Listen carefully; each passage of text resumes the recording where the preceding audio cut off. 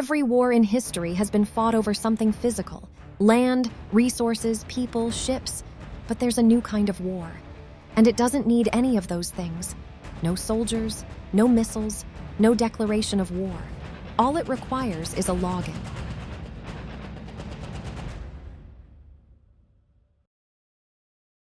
On March 11, 2026, while bombs were still falling on Tehran, Iran walked through a digital door and wiped over 200,000 devices across one of America's most critical medical companies in 79 countries simultaneously.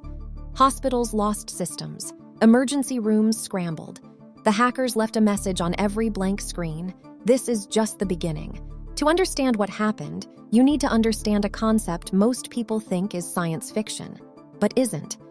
Cyber warfare is the use of digital attacks to damage or destroy the systems that modern society runs on. Power grids, water treatment, hospitals, banks, supply chains, these systems all run on connected networks, and any connected network can be compromised. The moment that became undeniable to the world was 2010, when a piece of code called Stuxnet was discovered quietly destroying centrifuges inside Iran's nuclear program, from the inside. No airstrike, no visible explosion, just software rewriting the instructions on Iran's industrial machines, spinning centrifuges so fast they tore themselves apart, while feeding false readings to the operators so they had no idea anything was wrong.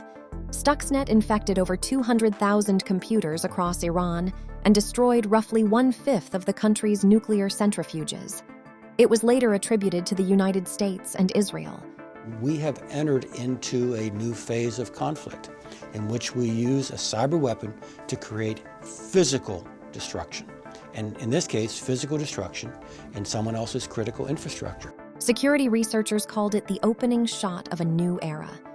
When you launch a cyber weapon, one expert warned, you don't just attack your enemy, you hand them the blueprint to attack you back. Iran was paying attention. After Stuxnet, Iran made a decision. If digital weapons could be used against them, they would build their own.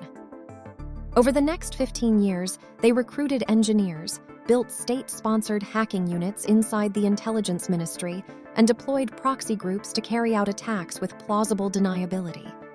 In 2012, Iranian hackers destroyed 35,000 computers at Saudi Aramco in a single attack. In 2014, they wiped the Sands Casino in Las Vegas after its owner publicly called for military action against Iran.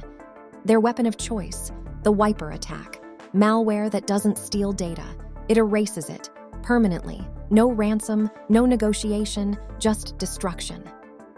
In late 2023, a new group emerged called Handala, named after a Palestinian cartoon of a defiant refugee child always shown with his back turned. Cybersecurity firms including Check Point, Palo Alto Networks, and Sophos have linked Handala with high confidence to a hacking unit run directly out of Iran's Ministry of Intelligence. They've breached radar systems, hacked telecoms, and published intelligence officers' home addresses publicly, with bounties of up to $50,000 on high-value targets. They don't ask for ransom. They come to burn things down. Which brings us to March 11, 2026. Day 12 of the Iran War. At 3:30 in the morning, Stryker employees worldwide switched on their computers and found them blank. Stryker is a Fortune 500 medical technology company headquartered in Michigan. Surgical robots, joint replacements, defibrillators, hospital beds, ambulance cots, $25 billion in revenue, products reaching more than 150 million patients every year across 61 countries. And a $450 million Pentagon contract supplying medical equipment to U.S. military personnel. On every wiped login screen, the Handala logo. Investigators believe Handala gained access to Microsoft Intune, a tool companies use to remotely manage employee devices. Once inside, they triggered a mass wipe across every enrolled device simultaneously. Over 200,000 laptops, phones, and servers, a true factory reset.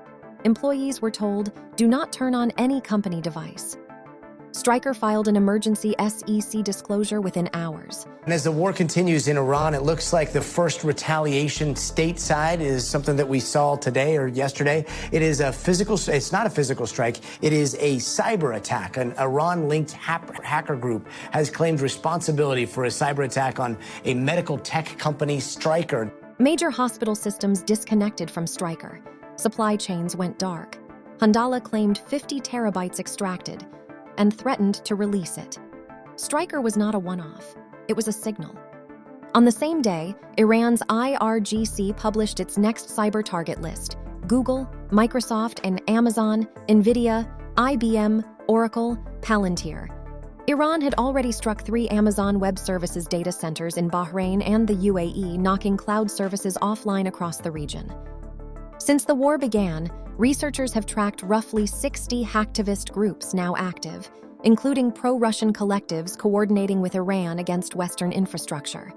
The U.S. CENTCOM commander confirmed it. We continue with strikes from seabed to space and cyberspace. Iran has been building toward this for 15 years. The bombs haven't reached American soil, but their code already has. America has never formally declared cyber war on Iran. Iran has never formally declared it on us. And I will not allow a terrorist regime to hold the world hostage and attempt to stop the globe's oil supply. And if Iran does anything to do that, they'll get hit at a much, much harder level. I will take out those targets that were easy. And yet here we are, hospitals going dark, America's biggest tech companies on a published target list, and a 15-year arms race most people don't know exists. The rules of war were written before any of this was possible. At what point does a cyber attack on U.S. healthcare become an act of war? And who decides? Drop your take in the comments and subscribe for more.